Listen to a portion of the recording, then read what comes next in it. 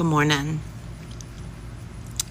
So I have this community that I created in 2021 called Root to Rise. And for years we did a monthly book study. It wasn't always monthly, but I would curate the books at the beginning of the year, and then we would read those books throughout the course of the year. Sometimes if the book was longer, we'd take like 2 months, 3 months to read it. And after we read Braiding Sweetgrass in 2021, a group of us wanted to spend more time with it. So we actually read it as a year-long sacred text study, where we literally took a chapter a week, we read it, and then we met weekly and practiced sacred text studies like Lectio Divina and Florilegia, and had conversations about how we could integrate what we were reading and understanding into everyday life. So it was really powerful. And so since then, I have been doing different layers of sacred text study with secular books, secular as sacred. So I ended that like formal Root to Rise monthly program at the end of 2023, because last year I began seminary. And I knew that I was going to have homework and not have the time to put into dedicating myself to that study.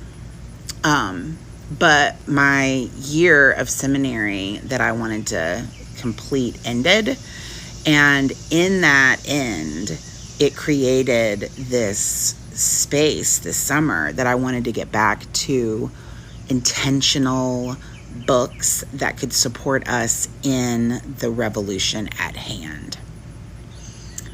And so we began in June to read The Fifth Sacred Thing by Starhawk as a sacred text study. I split it up, and we are meeting every 2 weeks for this summer to have conversations about the things that are in the book that are actually happening in the world today. It's very prophetic. It's very similar. It was actually written the same year as Parable of the Sower. So if you are familiar with Parable of the Sower and Octavia E. Butler and the Parable of the Talents, that series, Parable of the Sower and Parable of the Talents, that were written in 1993 and 1998, Starhawk wrote a book that's a post-apocalyptic. It's actually not apocalyptic. It's just a post-revolution or uprising book that's set in 2048. And it focuses on California in the same way that Parable of the Sower focuses on California. And there's just so many good, yummy things in it. And so I was like, I have spent a lot of time with Parable of the Sower, and I know that people have taken Parable of the Sower and spent a lot of time with it. Adrienne Marie Brown, Toshi Regan has an amazing podcast called Octavia's Parables, that you can go and actually listen to them, take chapter by chapter, and deeply dive deep into all of the things about how that book can connect now. And that is what I'm feeling called to do with Starhawk's Fifth Sacred Thing. So I began it this summer with a small group of people. Like, I opened it up to whoever wanted to be a part of it within my communities that I'm connected to. And there's about 15 of us that are spending the time with it. But what I'm feeling that's coming from that is that I do want to take it chapter by chapter, and for us to root down and rise up. See, here's the route to rise, which is this community, that this sacred text community, contemplative study community that I've created. So one of the things that I want to talk about right now today that has come from this book, and it is not just from this book. Starhawk has been a revolutionary and has been an activist and has been building communities and studying and researching in activism and in community care and in nature as sacred for many decades. But the element from the fifth sacred thing that I want to get into today, that I want to float by you, is this idea that the way we resist is this idea of nonviolent resistance. And listen, this is where things get complicated for me, because I get why violence is necessary. But in the book, the way that she has written the book is that there isn't an option other than nonviolence, because of how the uprising happened and the history of the way that it all went down in the book. And so you have to read the book. And I mean, listen, I may, if it feels right for me, go and start doing just like weekly books and like take a chapter. And like, whereas we did it as a community before, it may be that that's what I spend my fall doing. And if that is correct, I might do that. I might go chapter by chapter. But there's an element, a theme that goes throughout the whole book about this idea of nonviolent resistance. And for this community, it's because there was an uprising, martial law went into effect, and they were able to kind of cordon themselves off. And it just happens to be that it's the city of San Francisco. So it was already very progressive and very diverse and lots of different faith communities and connections. And that was like 20 years ago. So this is happening 20 years in the future after this uprising. And other parts of California are under the control of, in the book, what is called the stewards and the millennialists. And the stewards are basically the government that declared martial law, and they've gotten in bed with the millennialists, who are Christian nationalists. Do you see how this is a little bit? And so they have created these like crazy laws about like morality and whether you are a human versus whether your soul has been tainted. And then they create the conditions as to whether or not your soul gets tainted. But up north in San Francisco, they have kind of like, they've created this container, this circle, and they've driven them out. And I don't know how they drove them out. I can't remember the specifics about it, but it had to do with cutting off the road systems in. And at the time of the uprising, they didn't really have the capacity. The other side didn't have the capacity to like push forward. So they left. And I think that there was fear, because there was this belief that like everybody in the town in the city were witches and that had magical powers, which has kept them kind of protected for this amount of time. And so the city began to they came together and they created all of these like beautiful laws, and it's very complicated. And you might look at it as like, oh, this is a utopia, but it's not a utopia because people still died and people still didn't have access to things, and people almost starved the first 5 years because they didn't have the food and they weren't growing the food to support everybody, and so it was really hard. But now that it's been 20 years, they have some like community beliefs, and they have some like fundamental like understandings about foundational like practices as a community, what they all hold sacred. Agreements. They have some really great community agreements.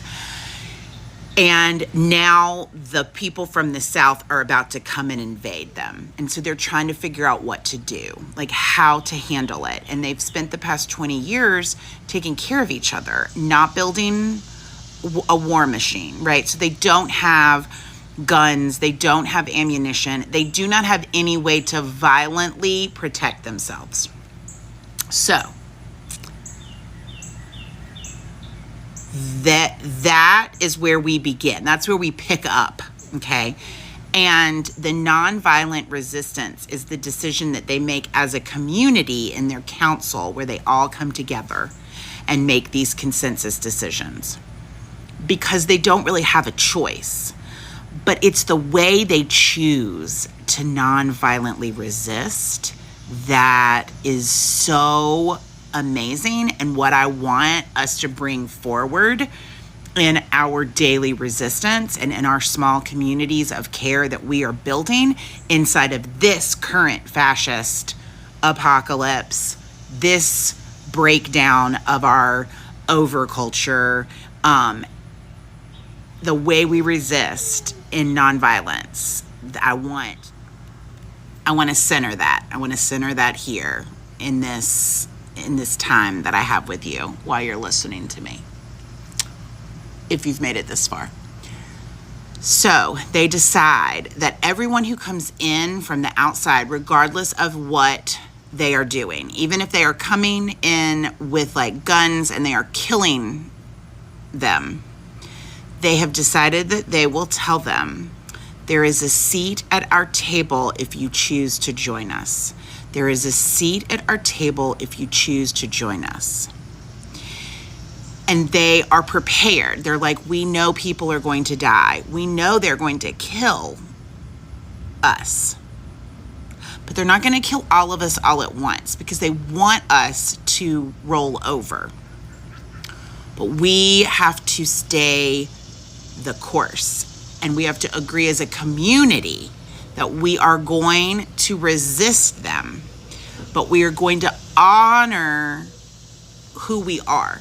And so we're going to continue to offer them, there is a seat at our table if you choose to join us.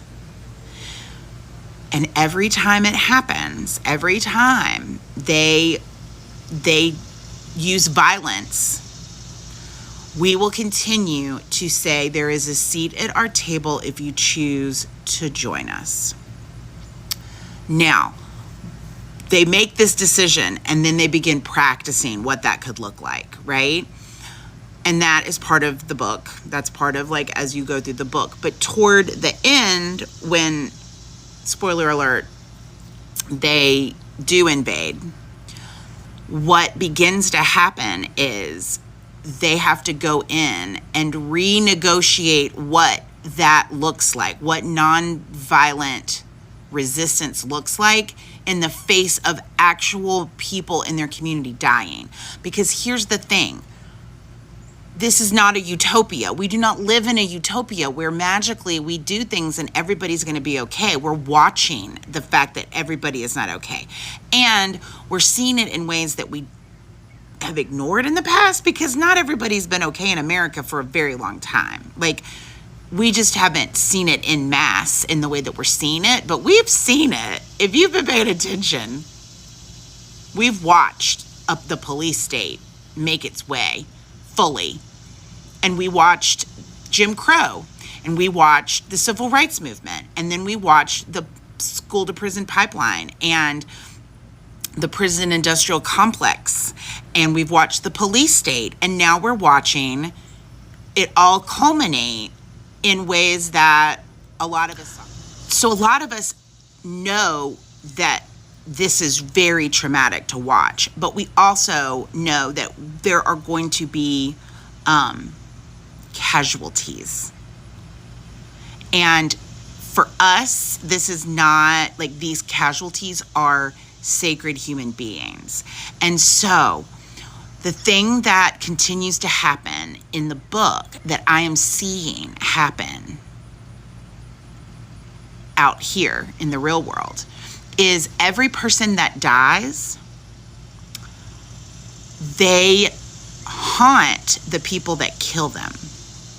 And the way that they do that, because in this situation, it's a pretty small community, right? It's like, this is a town and these people have invaded this town. And so there's an example of a man who was part of the army who killed this family.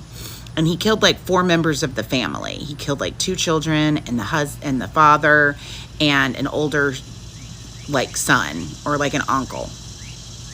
And so the family follows this man around who's doing patrols and just tells them stories about the people and how beautiful they were and how special they were. And literally the people then are haunting the memories of the people who have gone, are haunting the people who are creating and perpetuating the violence.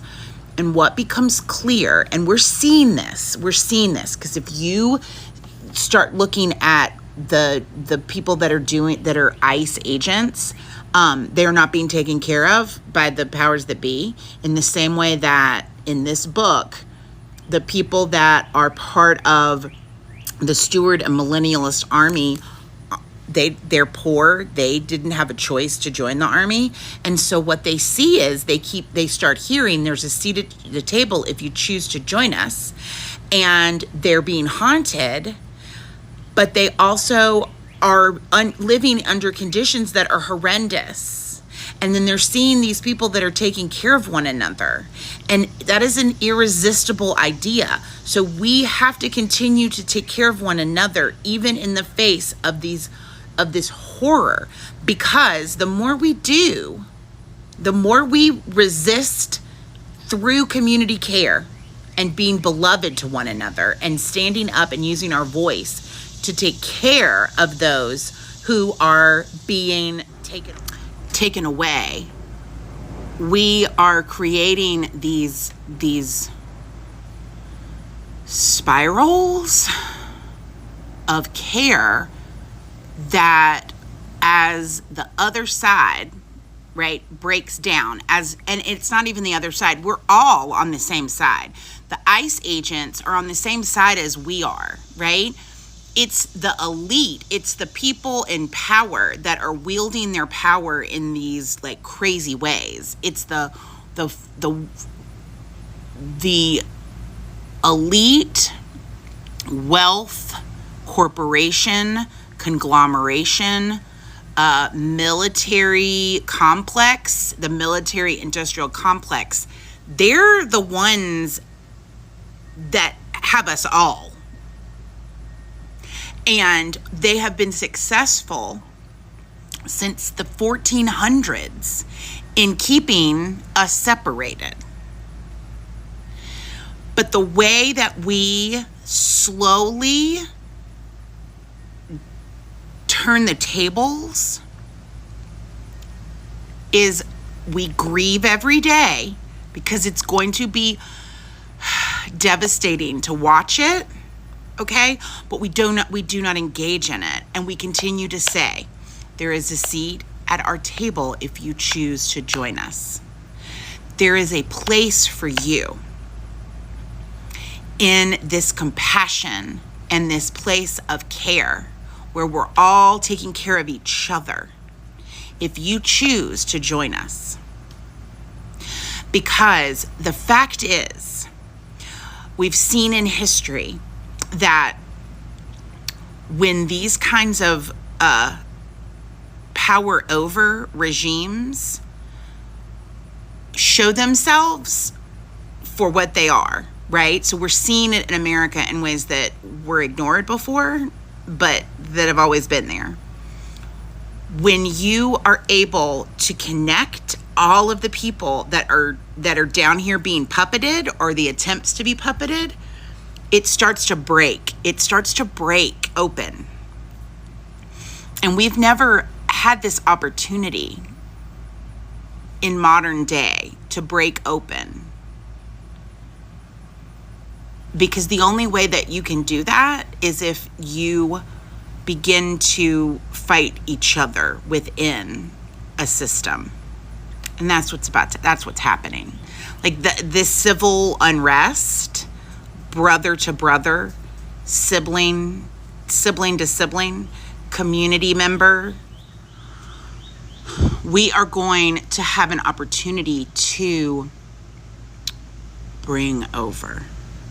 Because it hasn't ever happened like this in America. Even the Civil War, even the Revolutionary War, it wasn't like this. It wasn't the majority of human beings in our nation being very clear about how we treat one another as human beings. And so, those of us who see it and get it, we continue to keep the doors open. We do not close off. We set boundaries. We hold people accountable for their actions, but we do it in a way that offers restoration. There is a seat at our table if you choose to accept it. If you choose to walk away from this madness, come and we will make room. We will break bread. We will give you part of what we have. And that is the difference. That is the difference between their belief system and us. Okay?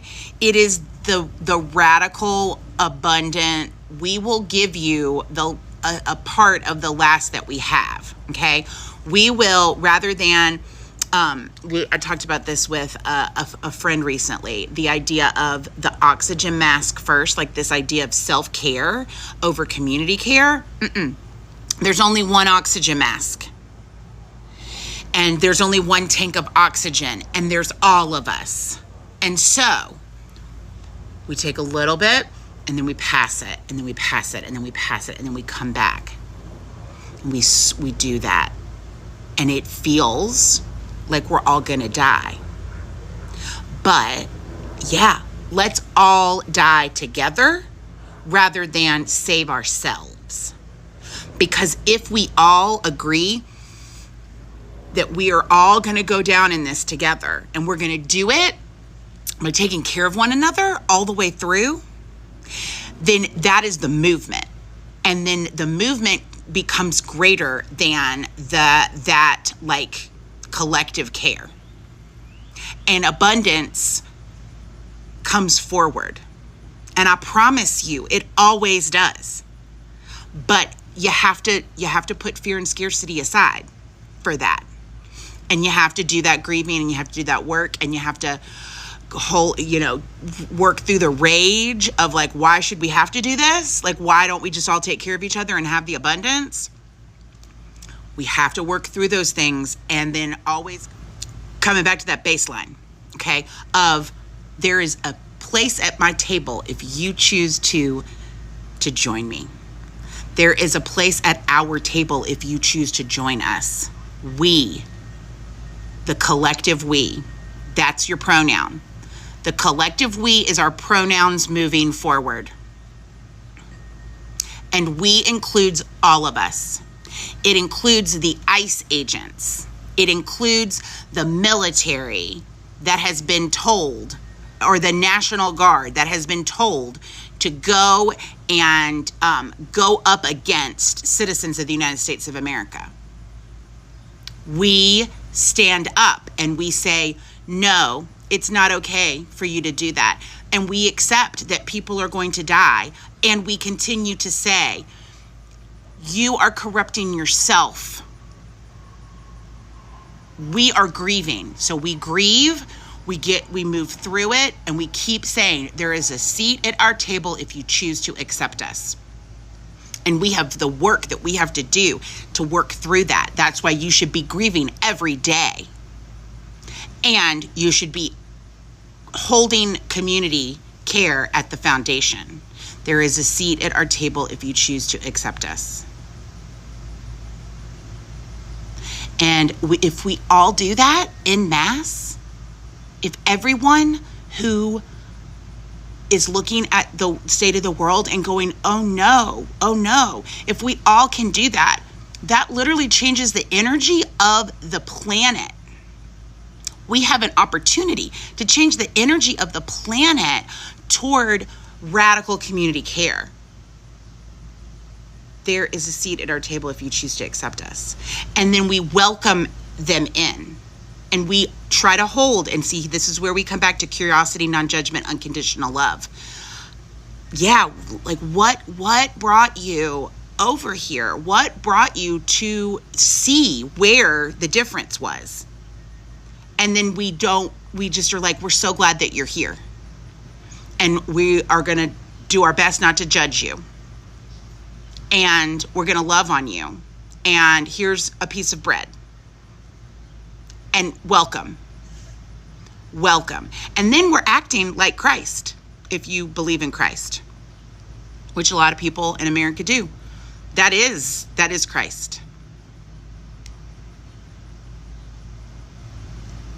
But it's also nature. It's also the fundamentals of our planet that is abundant and care based.